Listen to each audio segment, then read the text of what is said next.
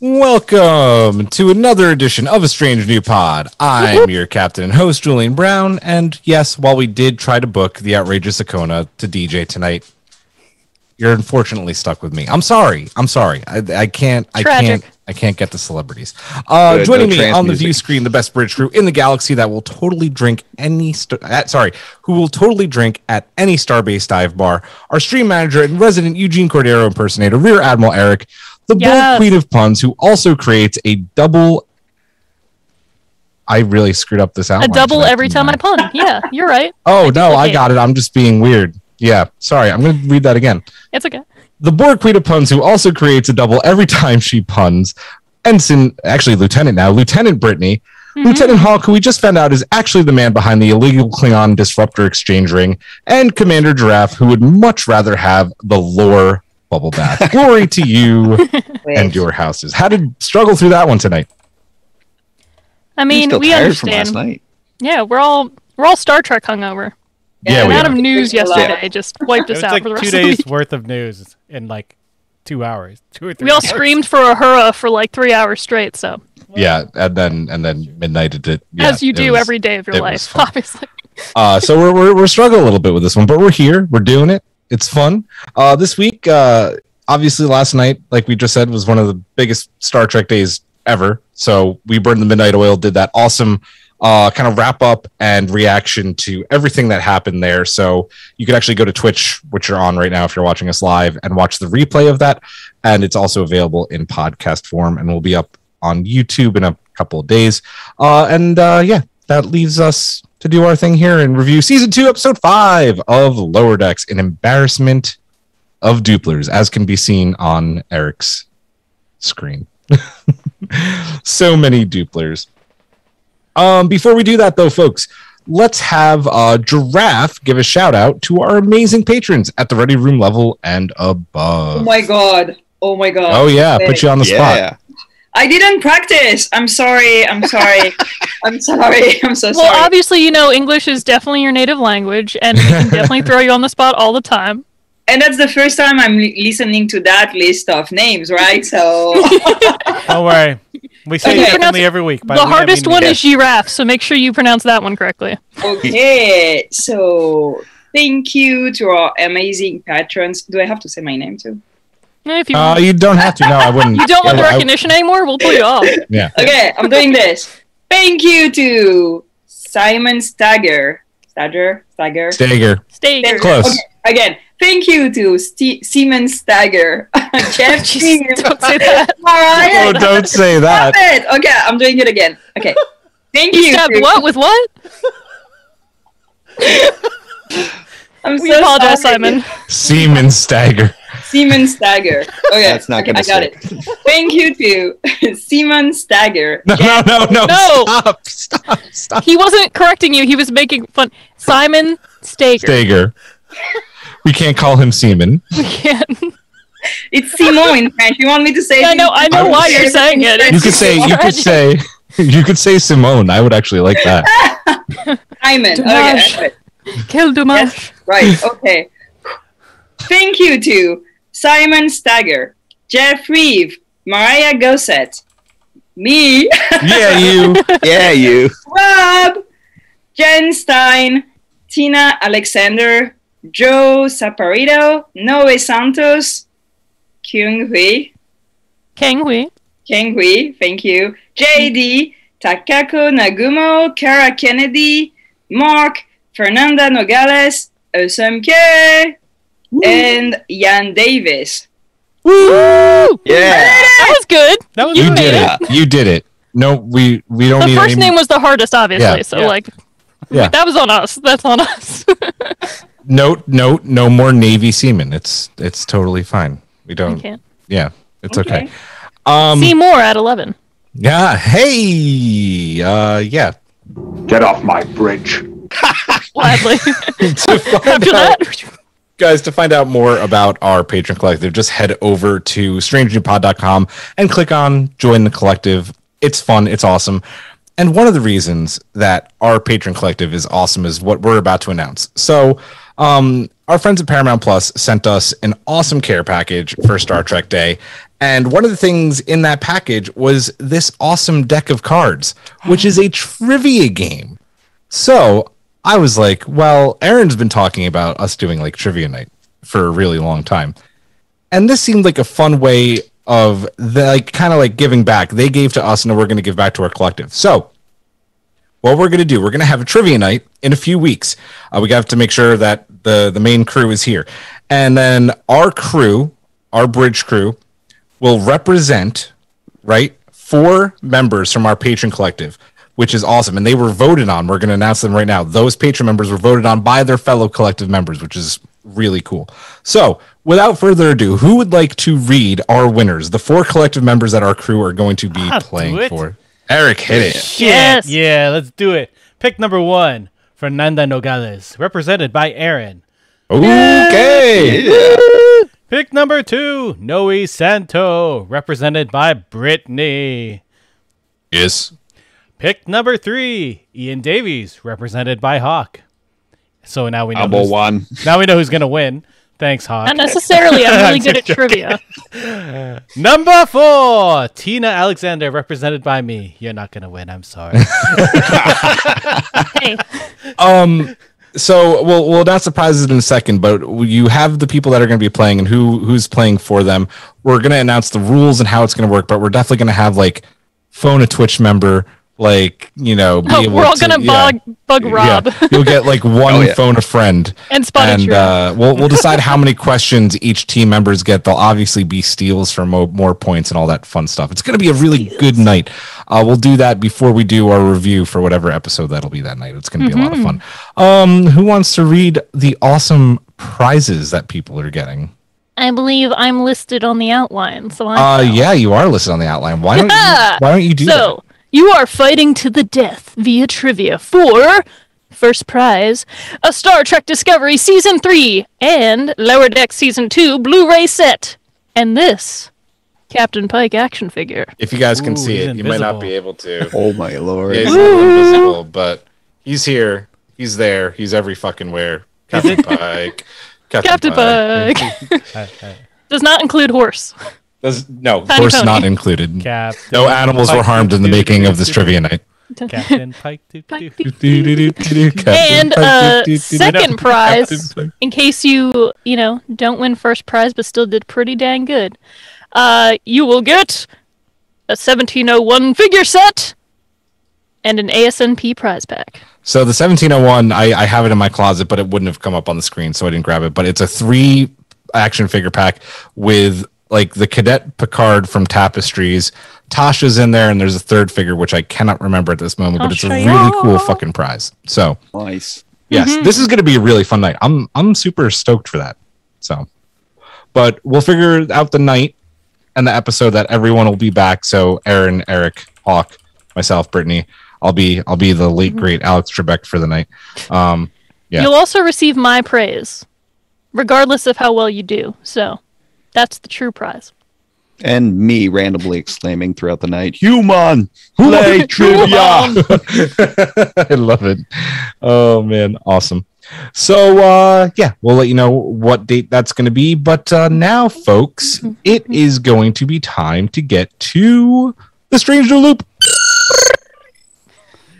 And it is a nice and simple one this week, guys. If you were captain of a starship or coming up alongside someone in the academy and on assignment, who would be your number one? And it has to be a real person you know, not a fictional character. Who would be like your ride or die? Don't all go at once. Yeah, Giraffe, hit it. Can I vote for my transporter clone? No.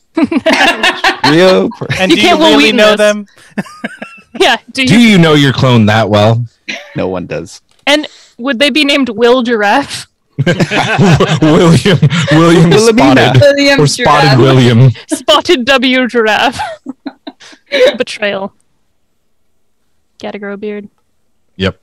Julian, why don't you give us yours? Yeah, I want to know what you say first, Julian. Oh man, my answer is going to be lame though. I mean, it's not lame. I'm proud of my answer, but it would be my wife. It really would be, and I'm not just saying that because she's somewhere close. I knew you were going to pick Carrot over me. Damn it! Well, Brittany, I'm kidding. Well, Brittany, you were on my short list.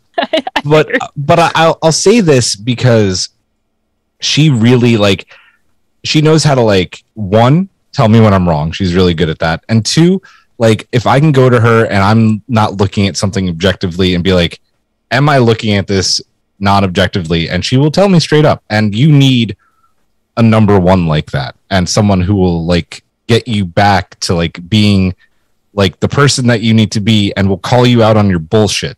And that is definitely my wife, the mother of dragons. Karen's number one in our hearts. Yeah, that would be my number one. Brittany, you would be serious answer.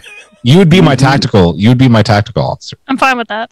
Yeah, I can go. I don't want to be anybody's number one. Can I be the communication officer? No. In this case, you are the captain. No. Yeah. There'd just be semen everywhere, and we don't need a bridge full of semen. I have semen on the line for you. I'd probably bring my cousin to be my number one. My cousin Kevin, who also loves Star Trek. I would have picked my brother, but then, he's also married and expecting a child, and he'd be too busy with that stuff. There's no place for children on board a starship. Yeah, it's I don't know if his wife would like that very much. But yeah, definitely my cousin. We have a good dynamic. It would work out. We'd be insane. Our spaceship would be very, very everything science. Eric, do you want to read Jay's on Twitch? Sure. I would actually want Geeks with Kids' own Eric. Hey, that's me. Hey. I feel I have connected the most with Eric from anyone on the Discord. Aww. Thank you for being a friend. Ride or die. You would love it. You would die very soon. I'm sorry. You would be killed by the Duplers. Oh. Okie dokie. Oh God, that's the wrong soundbite. Fun fact time. That one. Fun fact time. Hawk, go. It's gonna be your brother, because you should pick your brother, because that's the right answer. It's your brother. Surprise. All due respect to my brother, he is great and everything on that. But if it was my number one, it'd have to be my younger sister, Ashley. Ooh. All right. We love a younger sister named Ashley. Level-headed. She works as a social worker in a psychiatric hospital and that. So she's has this job where she has to kind of help people at the worst point in their lives get reorganized and back up on the road again. So, really, you can't ask for more than that in a number one. Nice. Is Shadow number two there for you? Yes. You have to have a good pup on your side, right? Oh, yeah. My dogs would be on my starship. Yeah. That'd be Rosie. Oh. I don't know what I would pick, honestly. I want to say my wife, because you said your wife. No one. but Megan doesn't watch this stream, so I'm not going to do that. Right? That's why I had to consider my options, because I'm just I have two really good options immediately related to me, but I was realistically, though, if this second somebody was you're going to become a captain and you need a number one, I'd be well, bringing my cousin. He's awesome. I have legit no idea. I don't know either. You wouldn't pick me? Can I get Brit? Why not? Or I'm surprised you didn't say Aaron, but that would probably end in an alcohol-fueled rager where the starship would be very chaotic. I think they'd go beyond warp 10 because they had too many margaritas, and all that would be left are lizard babies. In Galaxy Quest when they get out and they're I considered it, and I was I'd say Rob, but we never met.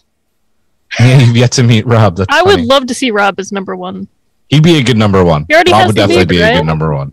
Yeah. Or has had it before. Yep. He has had the beard. Who hasn't gone yet? Me. We all went. Eric. I don't know. Eric I honestly don't know. Eric, pick me. I'll pick you. I'm a very reliable. We're both black belts. I feel like we just go around. We'd be so people. cool. You would be the Section 31 ship, we've been talking about. Yeah. Oh my God! Could you imagine? I was. You don't have the heart, though. Yeah, it's funny because I went for. I was talking to a person at CSIS, which is the Canadian special. It's like our CIA. It's our CIA. Yeah. And because they were doing recruitment, and they're like, "You wouldn't work out here." I was like, "No." Like, no. I was like, "Damn it." Mm-hmm. He's like, "You're too personable, and you enjoy your family too much." I was like, "Okay, that's fine. That's fair." Cool. Yeah, on their like applications, I could probably say this now. It's been long enough since I applied to organizations like that. Yeah. But they do have certain things where they're trying to see exactly how much you're against authority or like how much you care about your family and stuff. And I was just like, I see the flags they're to draw. But then also in my mind I was like, but I know the trick now and I can just fool you by saying no. I have no personal. That's a very Mariner thing to do. Right? Is there anything you wouldn't do for your family, Kirk? It's okay, because then Trump became president, and I said, nope, and I just didn't join anything. Yep. That's fair. Yeah. Me and Brittany, I feel good about that now. Yeah. I like it. But seriously, if it play wasn't so many bitty games. If it wasn't my wife, like y'all could be my ride or die bridge crew anytime. Yeah. I love this bridge crew.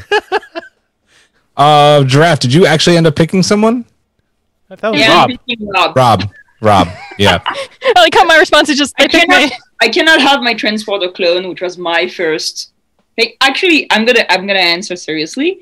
I think the cool thing, like, because I worked in like with close colleagues in new places, in new countries, in places I didn't even speak the language. Mm-hmm. I think there's like some beauty to get to know somebody in like through fire.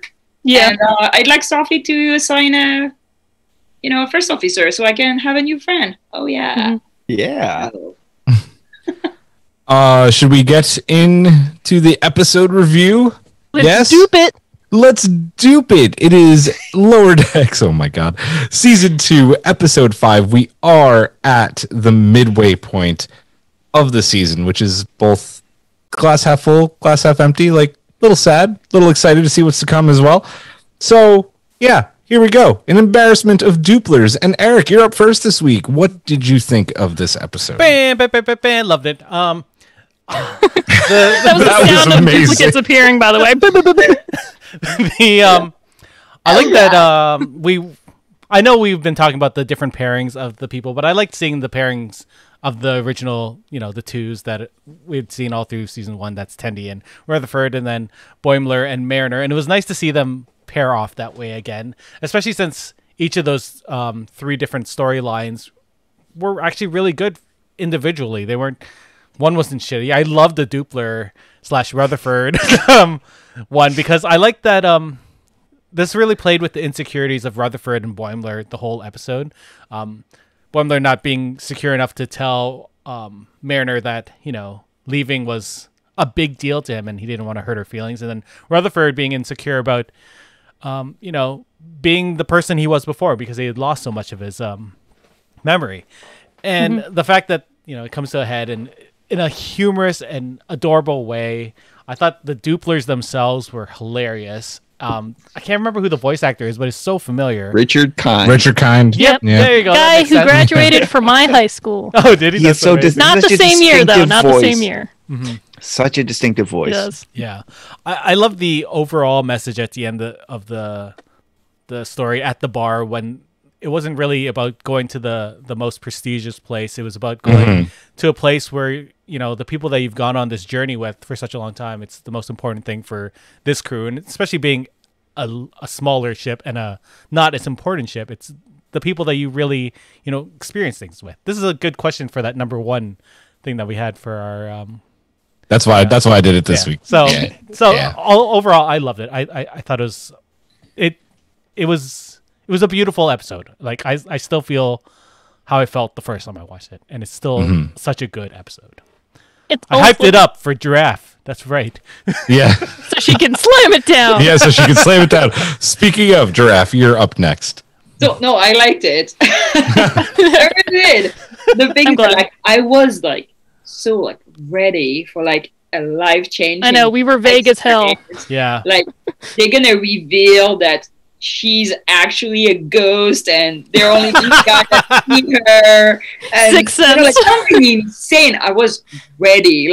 Time travel, bring it on. Whales, I don't know. But it was a good episode, so I was like, where is it? Where is it? Where's the twist? Oh, it's just friendship. That was literally it. We made along the way, right? Yep. Oh man.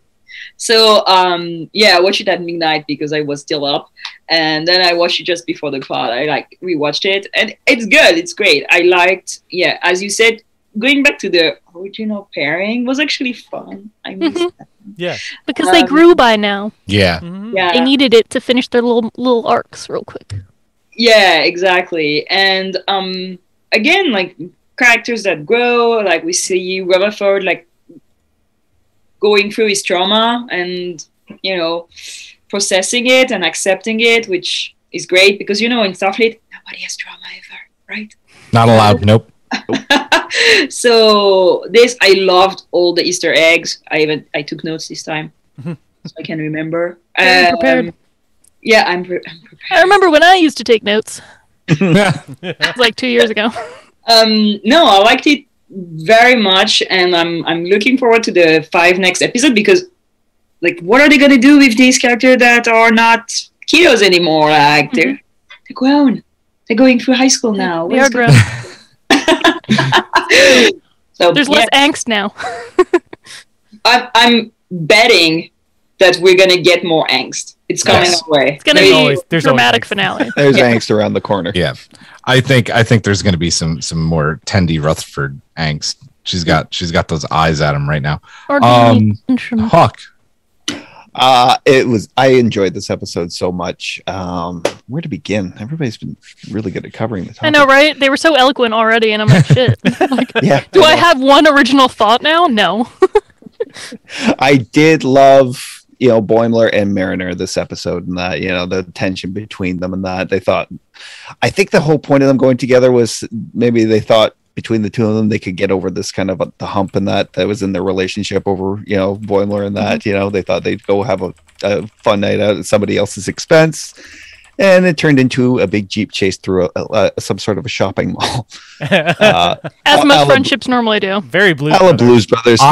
I loved Boimler every single time they went through something. He was like, find this clothing, Vulcan, fish people. The amount of times he screamed in this episode was incredible. Jack Quaid has That's my favorite thing about it. Like, half of his lines this episode were that exact scream. And I was like, incredible. And him in the car, you know, when he's holding me like this. He's like, my mother when I learned to drive. Yeah.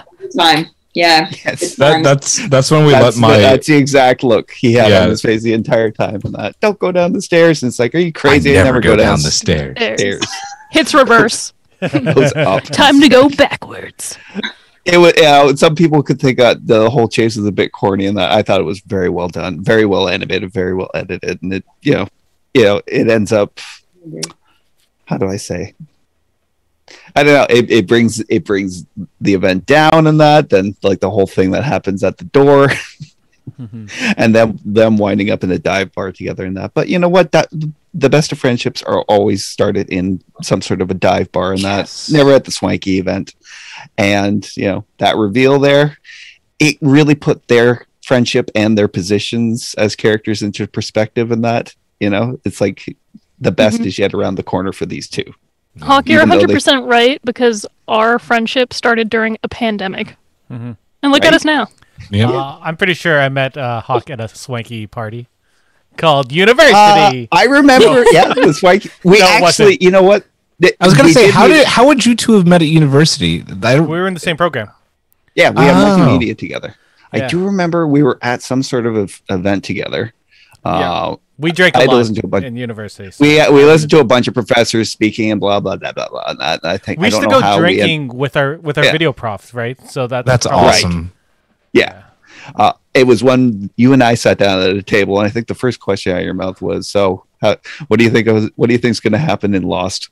I love Lost. I still love it. Yeah. I actually learned English by watching Lost without subtitles because I didn't want to wait for subtitles. I love it. So I made myself learn English. That's amazing. They had a French translation in Canada. Yeah, but it's Canadian French. It's Quebecois French. It's not the same.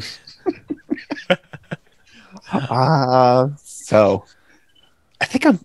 I anyways, like your point about the friendship at a bar. Yes, like, that's the best part, and the fact that they had the Kirk and Spock thing that I'm sure will make people angry, but I think it's perfect because it is beautiful. That would be just a perfect thing for them. Like you could totally see Spock sitting there like being all serious, and Kirk being like, "Hey, let's get more drinks." Well, right, and like like probably like Kirk's like etching that into the table, right? And he's like, and Spock would just be like, fascinating. Lieutenant Kirk, that's vandalism. Stop being so logical, Spock. Well, the thing is, if you look at how it's scratched in, though, like the Kirk and Spock one is 2 different angles. So it's like Kirk did it first, and then did it, and then was like, "Come on, Spock, come on," and then like got him to do it. If anybody could make Spock do it, yeah. And then like Mariner and Boimler, it's like all looks like the same person wrote it. So it's like Mariner probably scratched in the table and was like, "It's final. You're my number one." Ah! You know, like.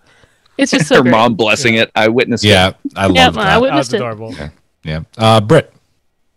This episode has so much heart, and I like that it's one of those stories. It's kind of like it comes full circle in this episode, and I know it's like the halfway point of the season, so it already does that sort of thing where it's like, look how far we've already grown this season, and this is where we're at the halfway point. But it really connects all the way back to like the beginning of the show last season too, and I love seeing the character growth. Like, these characters don't feel like the same people we saw at the very beginning of the show in season 1.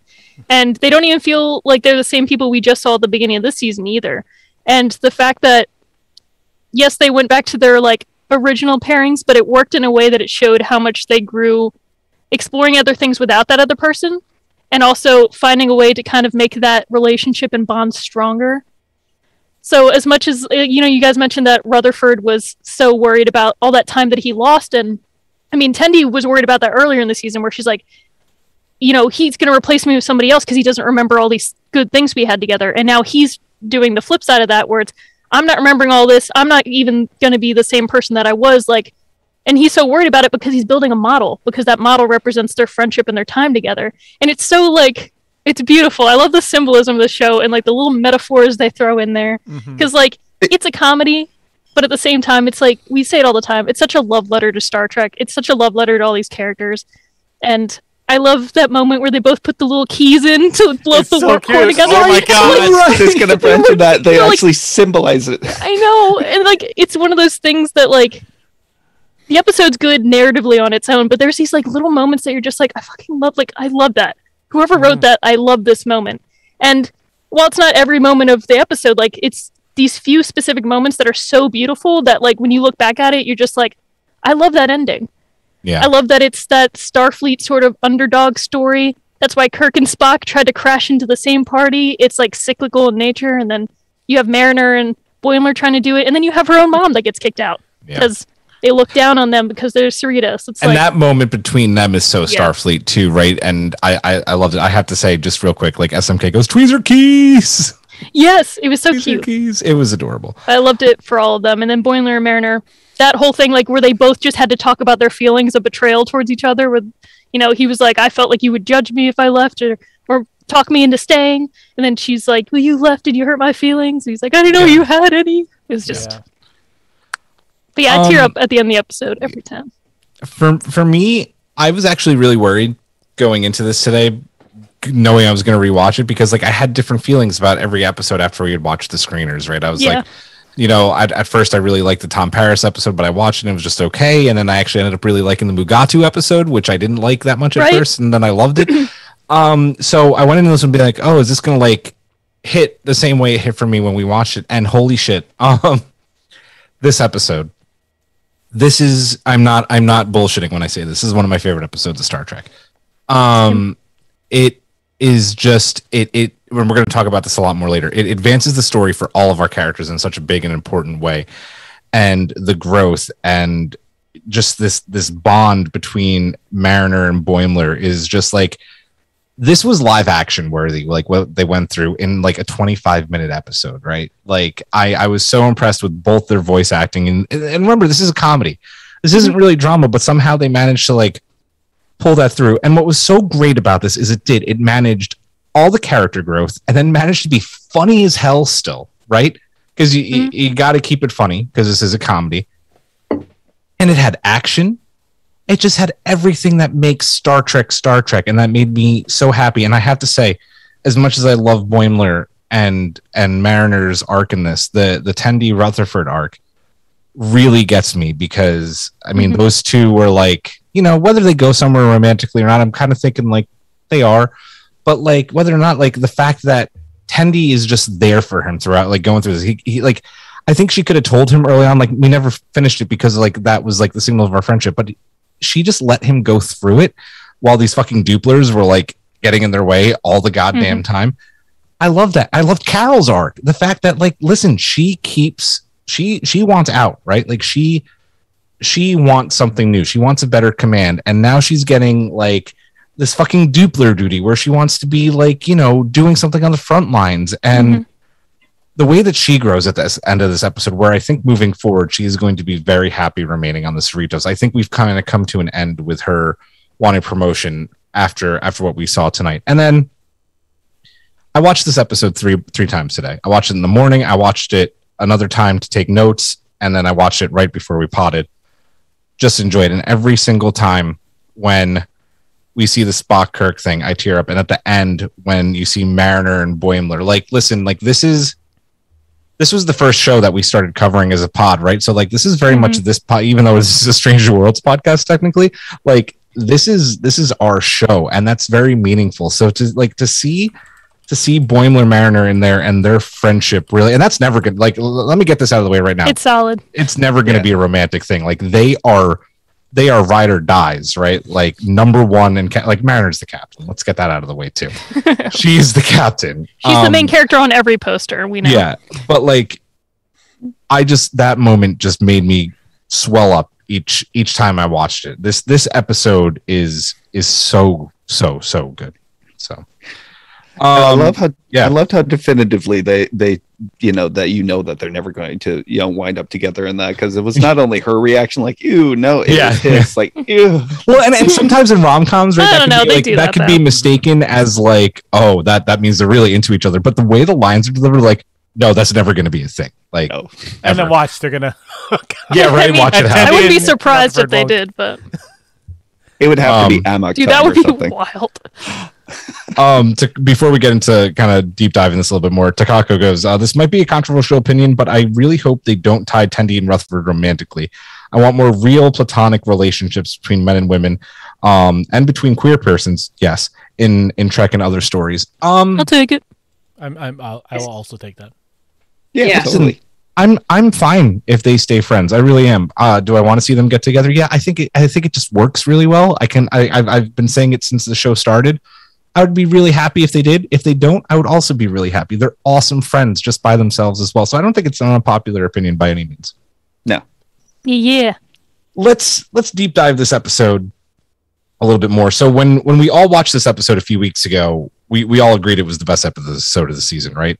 Giraffe being the one who didn't watch this one. She remained strong and did not watch all the screeners, which stood out while bingeable. And by the way, I want to say, how like I didn't like Picard because like watching separately was so weird, but then like watching all together was like better.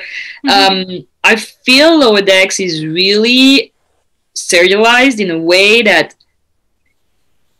you need some time in between the episodes. I agree. I agree. Them together, you're gonna like. I'm actually bummed that we got 5 episodes in the screeners, because as much as I love this episode, like, I've been enjoying them even more watching them again. Yeah. Yes. So I watched 2. I like having them to be like, yes.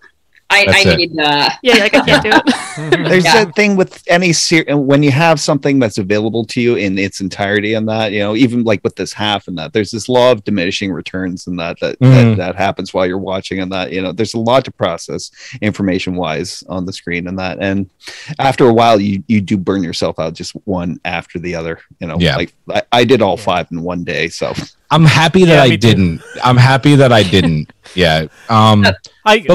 It starts to blur together when you do that. Yeah, it's true, and then you don't get as much impact out of it. Like, I love Lucifer, the TV show, but the fact that I could watch it all in one day, like when season 5 came out, I was like, I wish I didn't do that.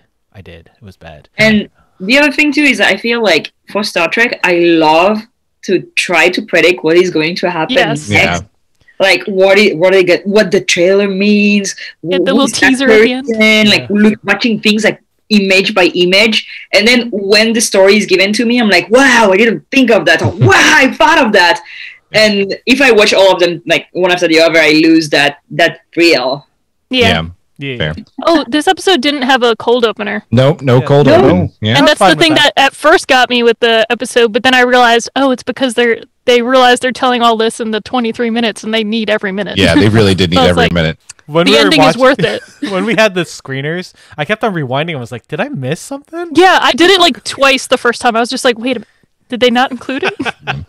But we all said at when we were talking in our chat that this was our favorite episode of the season, top episode of Star Trek. Does that opinion still stand? And if so, why? Yes. For me, it do. Yes, it does. For basically everything I said earlier, right? Yeah. Like the culmination of all their stories and like the fact that they all gather at the end of the bar for such a beautiful true Trek moment. Right? Yeah, it's a beautiful Trek moment. It was great. Like I liked it, really, but it's still a tie with the Mugato one. Okay. Mugato one's good. A month ago, I would have yelled at you for that, but now I'm like, okay, fair enough. Yeah, I liked the suspense that they were in it. Like, is she a spy? Oh yeah, it's a funny episode. Yeah, I was like, oh my god, is there like a really dark side? Yeah. I like this one too. Yeah. This one's wholesome. It's like one of those things where it's my favorite episode because it has one of my favorite Trek moments in it. If that makes any sense. Like, yes, it does. If this ending part had happened in any other episode and they made it work and make sense, then I would be like, that's my favorite episode. I have a question though. When you saw it, what was your reaction to the Kirk and Spock? Because we all knew by today that it was going to be that episode. Oh, it made me. It got me. Like like I said, like the first time I watched it, like with the screeners, I was crying. Like it was such like a big moment, right? Like for them to do that, Yeah. Yeah. I think after I saw that, I wrote to you guys, a bunch of Star Trek nerds are going to be angry at this. Oh. Yep.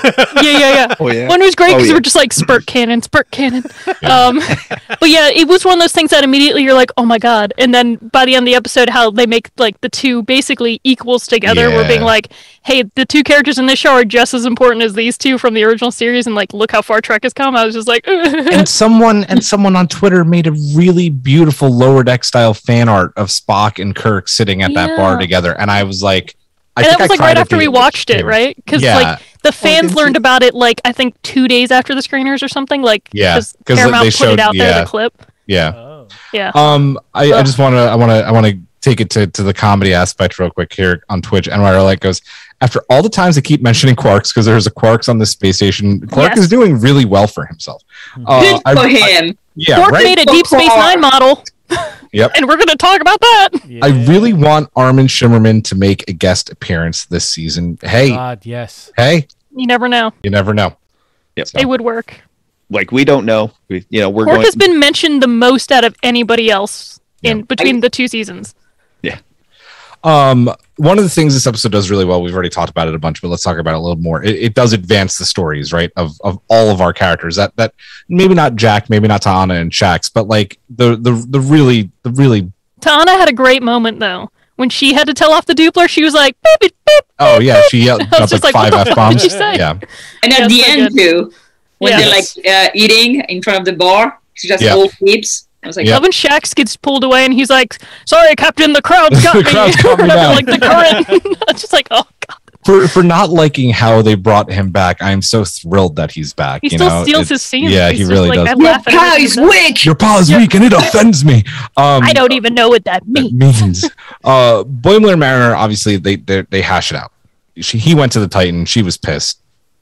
Mariner basically gets back at him by driving really fast, and I appreciate that.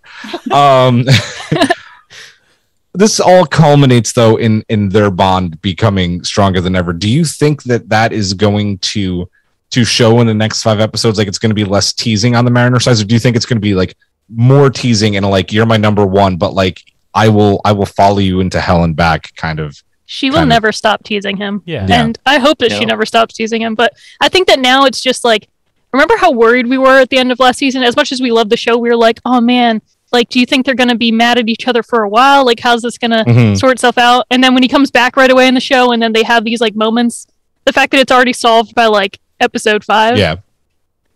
I feel good about it. So I'm like, moving forward, whatever they do, they're good. Prediction: William is gonna show up at one point. And there's gonna be drama. There's gonna be drama. It's gonna be that moment where he's like, shoot the double, and she'll be like, I can't tell which. My Boimler wouldn't say that. And then they go to the mirror. No, that would be terrible if they did. Yeah, that is why they go to the Mirrorverse. I like it. I hope they do it now. Anything else on Boimler and Mariner? I think we're going to see them kind of move forward, but more into that comfortable rhythm that they've had so far. Yeah. Yeah. They have that brother-sister dynamic. They do. Like, They Yeah, really do. it's like they're drift compatible, you know? Like, God forbid. This was Pacific there Rim was one lots episode. of drifting in this episode. Lots of That's drifting. true. Tokyo Drift. Yeah. Then Rutherford comes face to face, right, with the fact that he listen, like, he lost a year of his life. There's no other way of looking at it. It's basically like I mean, he was haven't dead we for all? True, more than that now. But I mean, like, for all intents and purposes, like, he was dead for a year because he doesn't have those memories, right? Like, he did lose this, and that's a really big deal. And the way that this comes out in these kind of beautiful moments with him and Tendi are just like over this model, right, of all things of the Cerritos, which, by the way, has phasers and a mini warp core. Go ahead. I think what we learned from this is that I know we have an Eagle Moss model coming out, but we really need a model that you can build with your friends.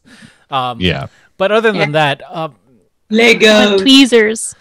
Like, we are sorry, Eric, real quick. We are not affiliated with Titmouse, but the shirt this week is brilliant because it is the model pieces. Yeah. Make sure you get your tweezers. Yeah, get your tweezers. I'm so glad I got the whole set of those shirts. Go ahead, Eric. I'm sorry. I forgot what I was gonna say. Rutherford, 1 year. Model. God damn. Sorry. I'll be back. Okay. I'll say it right now in that the model was a symbol for him in that he was trying to fix himself, you know. Yeah. But he didn't need fixing. And the fact that he, saw instructions from himself throughout the model and that and just couldn't understand it and that just helped with that, like to stoke this idea and that within himself that he wasn't the same person and that I don't even understand my own instructions anymore. Yeah. And he needed Tendi to help him through it. Yeah, he really did. Did Eric remember? Nope. Oh, you looked like you remembered, so I was like, damn, here we go. Draft.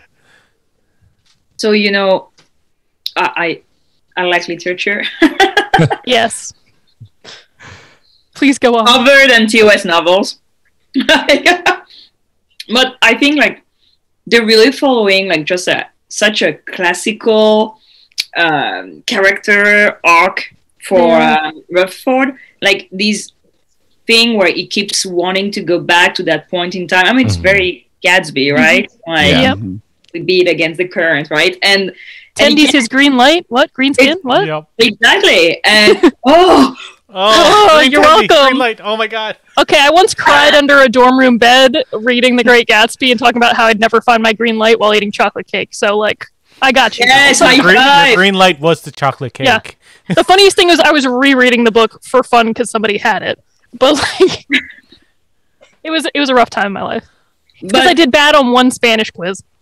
And I was like, my life is over. I kid you not. I got like a C- and I was like, I'll never graduate with honors.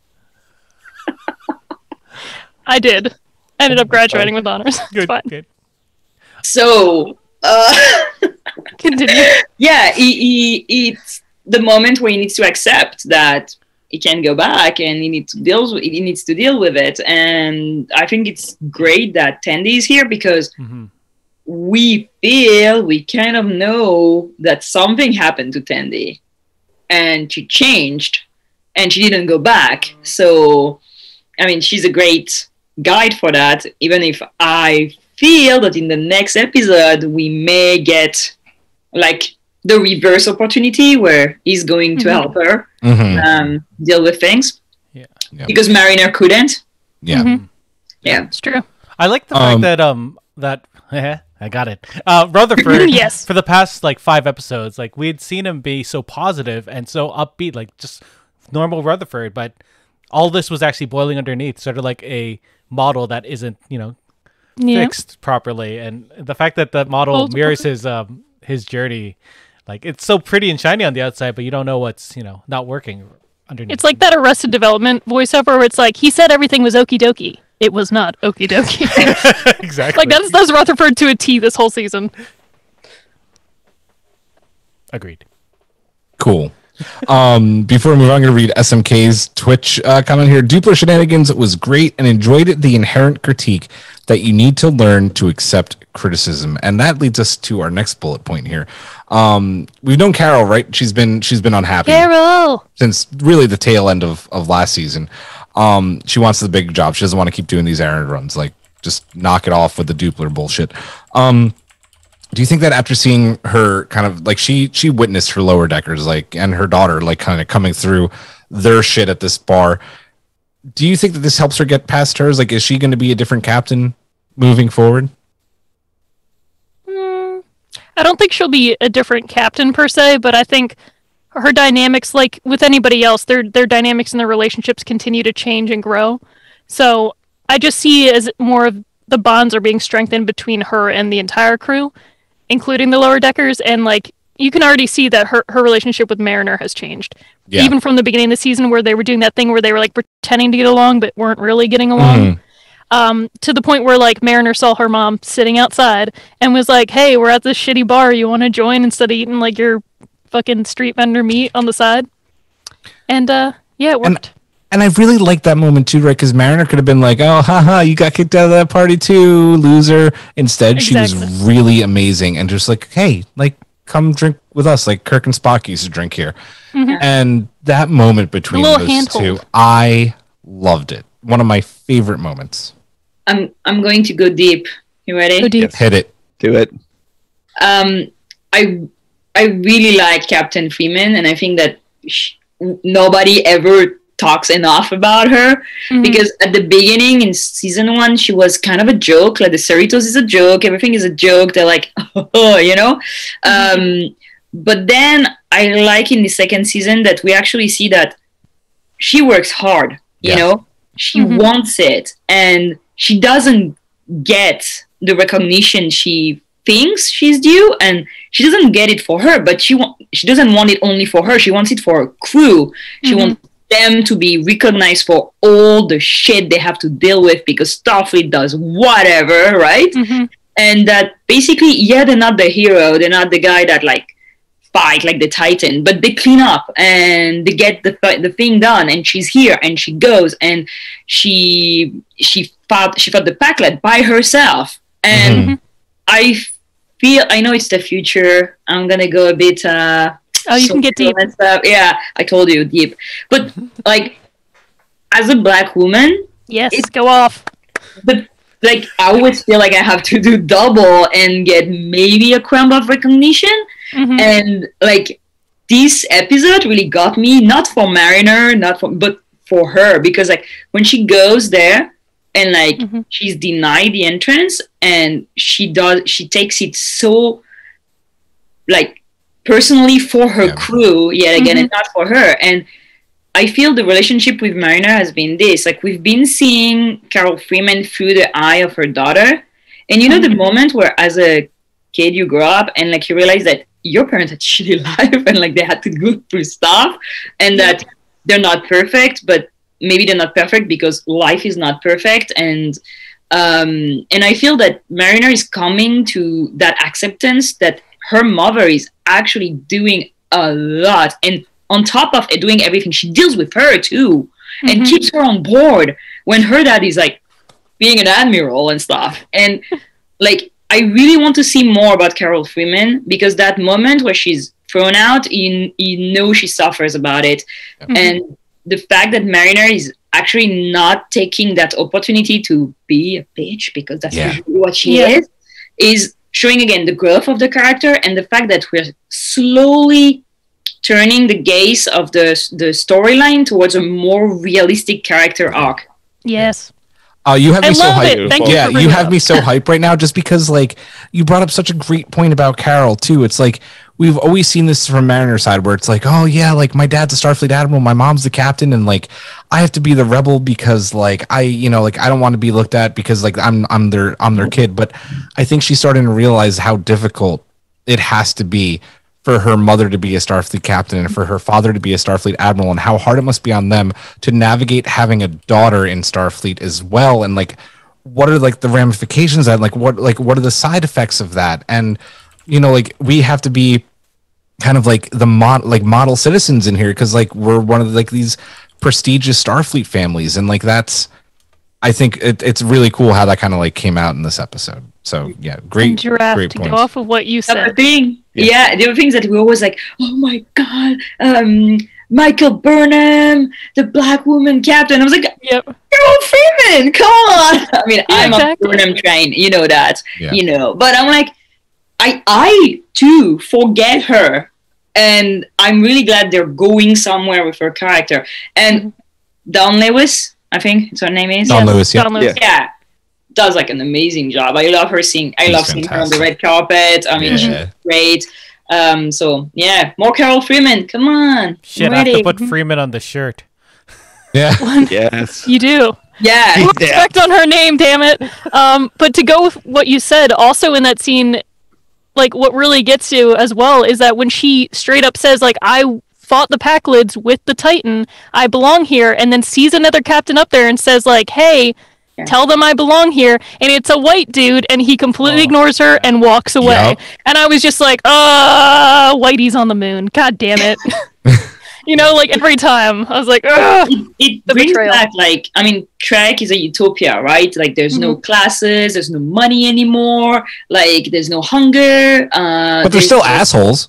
Exactly, and actually, it brings the idea Like that California inside class? Starfleet, you have like these like levels and like social strata, and it's interesting glass because ceiling. that's what pieces of Mariner too. Yeah.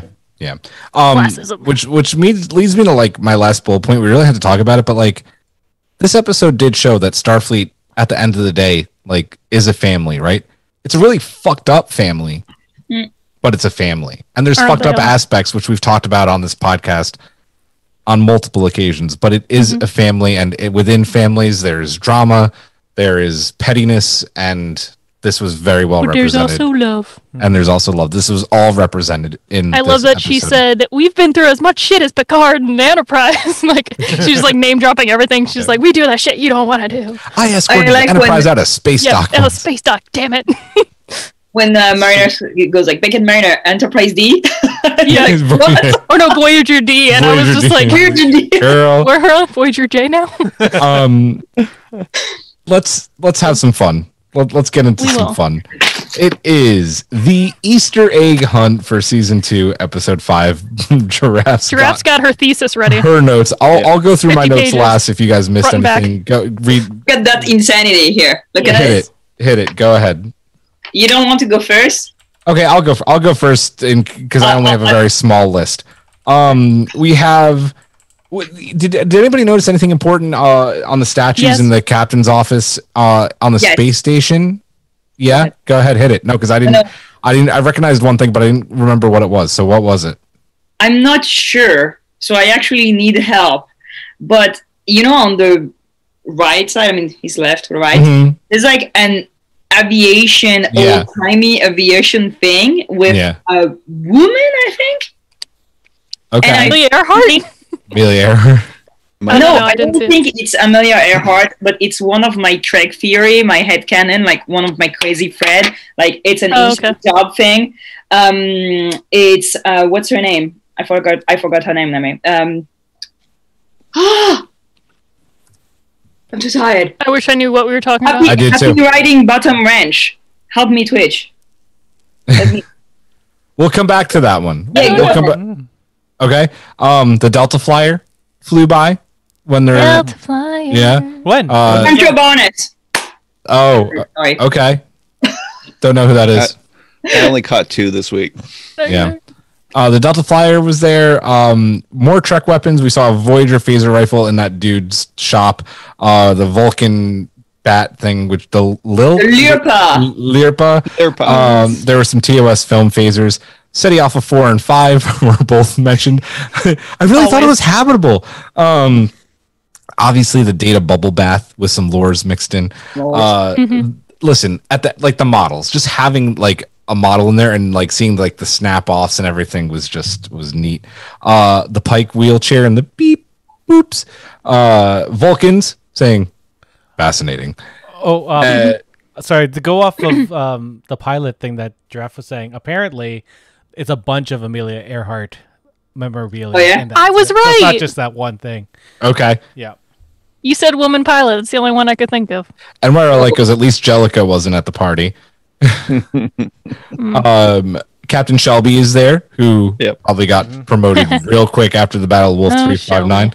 And then there were a bunch of things at the bar. A statue of the Guardian of Forever. Possibly, now, you want to go all crazy fan theory and headcanon there, Giraffe? I got you, girl.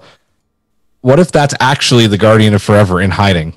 Because he went into hiding at one point, right? I'm here for it, especially because there's like the Guardian of Forever, there's the Doomsday Machine, like the thing, and there's, I think it's the Phoenix. The Phoenix, yep. Yeah, right? So there's like important stuff in that bar. One of the framed pictures is the picture of the 4 Telosians from the cage. Yeah. Obviously Spurk, you said the Doomsday device, and then finally Okana is in the episode. But that's what I have. What do you guys have? My favorite Easter egg is the Deep Space Nine model. Yeah. That has both Jadzia, Dex, Ezri. and Ezri. Yeah, so I was just like, thank you. The only one I caught was Riker's blue open shirt in the shop. Yes, I have it. The Riker's boob tunic. The boob tunic. Boob tunic. Oh, I love it. I have it. Okay. Go All ahead, right. Giraffe. Yeah, hit it. Okay, it's crazy. So we said this. Okay. Boimler says that he has been abandoned on Rubicon 3, and it's the flower episode with Wesley, where he crushed the flower and naked. That's the planet. TNG. Right. Nice. That was okay. The Vulcan ship, the red Vulcan ship, is ENT. Kona. Oh, Starbase 25 is in the animated series. Nice. Oh, that makes sense, because I was like, it's not Starbase 88 or whatever the other one. Starbase 88. In the aviary, when like the ball with the two like bird people fell, Yes. they're Aurelian from the yesteryears in the animated series. Yep. Pike shares, we said that there's a TOS tricorder. There's the Bolian hairdresser. Yes. Yeah. They play He Dabo. only gives Bolian cuts, Dabo, by the way. Yeah. Dabo. They play Dabo. There's Quarks. What did I write? 3D Chase. What did I write? Wrote a lot. I know there were a lot of stuff. All the At Easter the eggs, party, one of the alien is actually the original Saru design that they had for Discovery. It was Shelby's number one. Yep. Yeah, the weird the face. Yep. Okay, like a O'Connor tiger shark. said SETI Alpha. Let me see if I have more. Oh, I think I'm not sure. In the shop, is that Captain Proton vest behind him at one point? I'd have to rewatch it, maybe. Probably. There's a Fine Man clothing store. All right. Lurpa, we said that. Data, the Lord. Wasn't it like the Lucky Ferengi or whatever? The lucky Ferengi. It cracked me up. What did I write? Oh, Riker's boob. Okay, we talked about this. Yeah. What else? I wonder if like the design of the inside of the Vulcan ship is not a shout out to Discovery. Discovery, I thought the very same thing. Yeah, because they're standing. Yes, like, I thought the same thing. Yeah. Yeah, and I cannot read what I've written for the rest. It was very late. So Pike's Probably like fan theories. Yeah. It's a good list, How though. about the vehicle they drive? Right out of Nemesis. Yeah. Right out of Yeah. crazy dune buggies. Crazy We said Dune that when the Buggies. trailer happened. Yeah. I like the DIS did we- references. Go ahead, Hawk. Did we mention? I don't know if we mentioned already in that the dude that Mariner knew. Oh yeah. The Miserian. The Miserian. Yeah, from that episode Allegiance. Yep. What about the Gorn they almost hit? There's a few Gorns. The There's a Gorn bunch is of- serving the street meat. There's a bunch of different random species about Fish them all. people. We're not fish. Fish people. Not ah! people. We're not people. And their white dress uniform. Yeah, the white. Yeah. Love it. Guys. Yep. Oh, Boimler goes to get the drink and he says a prune juice spritz. Yes, Like a in spritz. honor of And I war. was like, I was prune gonna bring it juice, a warrior's drink. Oh, Okay, one. can I Yeah. go for a minute about the pilot thing? Saying it's a minute. A minute exactly. Go. Okay, I think it's Pencho Barnes because there's so many hidden references in Trek to Pencho Barnes. Jesse put me up to it, and like the happy riding bottom ranch is in DS9. It's in so many books, and if you look at her picture and if you look at Amelia Earhart picture, I don't know. All right. Look at both and look at in the episode and tell me what you think. One more Easter egg. There is also a framed picture of Voyager in the bar. I was gonna say, isn't there that episode of Voyager where they find a bunch of people that were like And Amelia brought to Earhart. the to the Delta Quadrant, and it was Amelia Earhart? Yep. It's all Janeway talks connected. about it in her autobiography. You should read it. It's by Dr. Yeah. Una McCormick. You know what? Shameless plug, McGee. Love it. Guys, let's I remembered an episode. rate this episode out of 10 million duplers. God. What about a bunch of angry Ferengi with a laser strapped to their head? Can't get me a bunch of Some freaking angry ill-tempered Ferengi with Ferengi? freaking laser beams stuck to their forehead so they're umaks. Oh god. And Twitch, give us your ratings too, please. 10 million. I love it. It's a great episode. Feels Star Trek-y. So wholesome and just fills me with love. So that's it. 9 million. It's a lot of millions. It's a lot of is. millions. Yeah. Hawk. Who wants to? You want to go Go, first, Hawk. Eric? No, you go. All right, so 10 million duplers in that. Something I did want to mention in that I didn't get to in that, Oh, but God damn it, Hawk. Carol Go Freeman's ahead. sorry, Carol Freeman. That moment in that she beamed the dupler into the party, and that That was Yes, perfect. that's the best. yeah, one. it's like okay, yeah, she Plausible deniability. but you see where Mariner gets it from in that, like Yeah. her mom, yeah. Doesn't Anyways. Riker say in the finale of season 1 too, like Carol used to be pretty wild? Like, yeah, Yes. obviously that's where Mariner gets it from. Eric, go ahead. 11 million. This is my Yay! favorite. I love it so much. Like Rutherford. It's my favorite Rutherford episode, and I love Rutherford. And this whole episode Yeah. is just perfect. So I good. love it so much. Yeah, this is my favorite episode of season 2. I think it's actually my favorite episode of Lower Decks Same. so far. Agreed.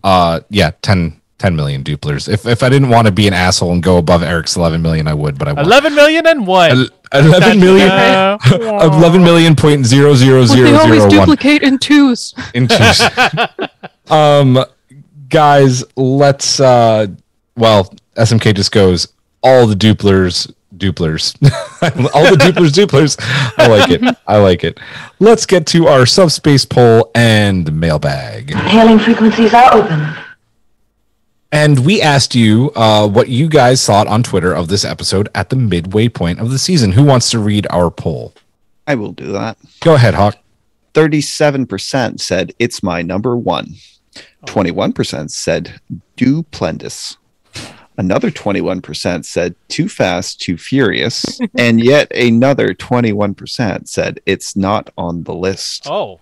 What? Not on the list. Yeah. Controversial episode. This episode, the not on the list, was leading the poll for a little bit. People are, To be fair, I forgot to vote, so I didn't vote either. if only didn't like vote 7 either. people voted, and it I was like, didn't vote either. we're terrible. for- Usually, I remember to vote. Yeah. It's for the Long people day. to decide. Yeah, It is. It's for the That's fine. people. It's for Yeah. the people. Yeah. I'm biased. That's why I don't. Yeah. Exactly.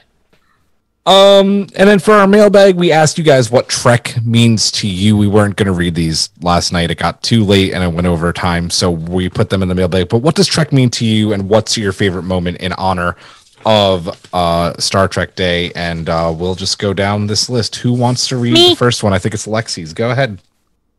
For me, Star Trek is being a kid and being completely confused why one week it's the dude in yellow and the blue elf man, and the next week it's Captain Bald and the robot.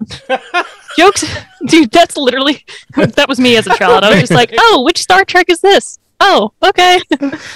Jokes aside, Star Trek is the dream of the world I want to have, especially as I get older and the world seems to get scarier. In its purest form, Star Trek to me is potential.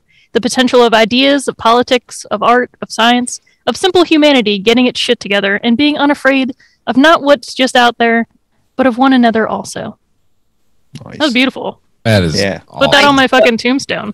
I saw a tweet that was like yesterday, oh my god, they're gonna keep doing Trek, they're putting Trek on TV until we become Trek. Like, and I was like, I mean, that's the goal. Yeah. That'd be nice. Boldly go. Mm-hmm. Who wants to read Ian's? I'll read Ian's. I mean, I'll go again. Go ahead, Hawk. All right. For me, it means hope. Hope that we can get there someday. I love the Gene quote, humanity will reach maturity and wisdom on the day that it begins not just to tolerate, but to take a special delight in differences. There are so many good moments. Data's Life Form song. The Doctor's song from the start of Tinker, Tenor, Doctor Spy. And his Pips appearing when he changes into the ECH. And so many more. Hey, pips out for Harambe. Indeed. Eric, I think that you said that you were vying for Ian, so why don't you take Fernandez? No. I was going for Jay. I'll do Jay's. Oh, you were going for Jay? Okay, you could read Jay's then. I'll who wants to read Fernandez then? Me again. Giraffe. I was She gonna has to read pre-read. Takako because she speaks about this. I was gonna read Takako's. Queens Okay. represent. You can read Takako's. I'll read Fernandez. That's fine. Star Trek kept me sane during the pandemic. The world was falling apart, but I would turn my TV and beam to the bridge of the Enterprise D. That is where I started. And boldly be happy amidst the chaos outside my home. Through Trek, I was able to connect with people around the world and for the first time in forever feel like I belonged. For that, I will always be grateful. That's wonderful. That's beautiful. Bro, Thank you y'all so got me much, tearing up Fernanda. in the club right now. Yeah. And by the club, I mean the dive bar. Jeff, you're going to read Takako's. Yeah, Because it's the Takako. longest one, too. Oh yeah, I just saw that. Now, She's gonna flex her English skills on us. Watch out. okay, thank you. Star Trek gives me hope that my work at the UN will eventually matter. My favorite moments? So many. I tend to go back to the TNG episode Measure of a Man because of the power of the last moment of the hearing. How Maddox's ego and his resulting narrowness of vision, and to some extent that was vision as well, blinded them to the opportunity to explore new life in front of them. And how they were all forced to confront the questions of sentience and the new being's self-determination. The Discovery episode, There Is a Tide, is a similar situation, written larger. Osira identifies an opportunity for a new peace, yet cannot see beyond her ego and the Emerald Chain's own narrow interests. I'm going there, sorry. Vance sees the bigger picture and Osira's limitation, liabilities, and remains true to the principles of the Federation, despite the fact that it means inviting a battle they may very well lose. And his principles, his trust in the people he has surrounded himself with, including the crew of the Discovery, whom he had every reason to doubt, considering they came out of seemingly nowhere in his view, enabled the Federation and Starfleet to win. Burnham's die-hard moment didn't hurt either. Yes. I also love the apple bit. We all did. Yeah. I mean, we all love Burnham's Die Hard moment. Pretty good for shit. So good. God, I love Admiral Vance. Eric. I'm gonna be nice to Jay and read his edited version, which is just a little bit different on Twitch. All right. So JD wrote, I'm going to share my coming out as a non-binary individual a bit further. Well, I came out to my best friend on October 16th, 2020 as non-binary, but I didn't tell anyone else, and I mean anyone else, until the world met Adira and Grey Tal in the season 3 episode Forget Me Not, which that episode was the introduction to me to Vocal Tomes when she was on my friend's weekly podcast Open Channel Trek. My coming out story was shared the following week as I missed the mailbag for Brittany and Chris's recording by an hour, so it was shared a week later. But I don't think without Ian, Alexander, and Blue DeBarrios, I don't know if I would have ever publicly come out as non-binary if it wasn't for them.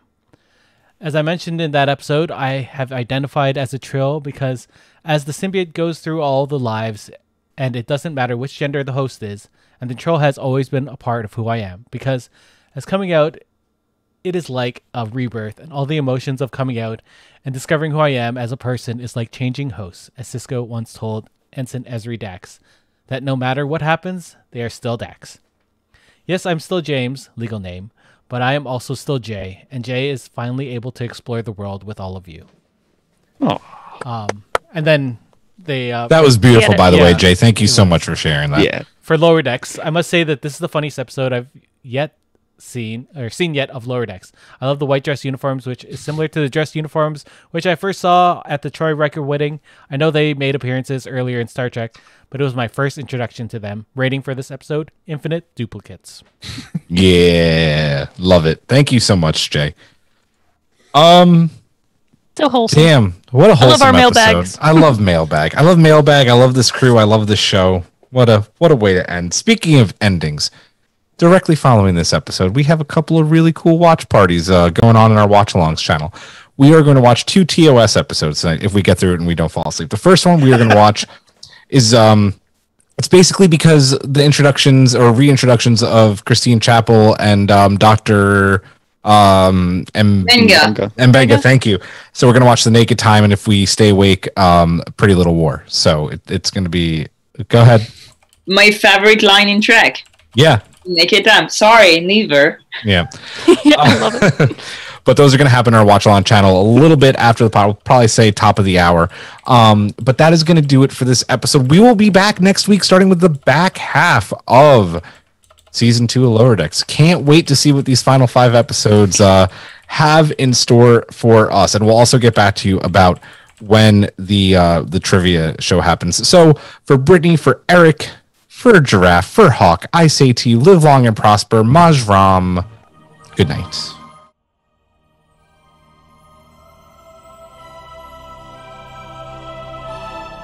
Thanks for beaming into our podcast today. If you want to keep the hailing frequencies open, you can subscribe on Apple and Google Podcasts, YouTube, and Spotify. Like what you hear? Put in a good word with Starfleet and leave us a 5-star review.